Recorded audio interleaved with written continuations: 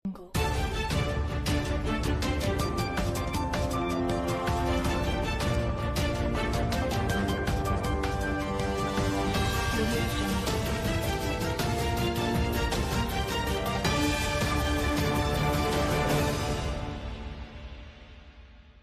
Account વિરુદ્ધમાં જે કાર્યવાહી છે એના ભાગરૂપમાં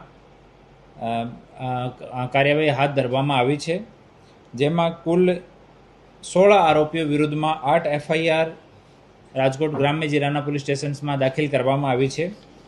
આ 8 એફઆઈઆર જે દાખલ થઈ છે આ અકાઉન્ટ્સમાં ટોટલ 501930ની કમ્પ્લેન આ અકાઉન્ટ્સના વિરુદ્ધમાં હતી અને ટોટલ અમાઉન્ટ જો ઇન્વોલ્વ હતો આમાં સાયબર ફ્રોડનો 1,78,92,645 રૂપિયા છે.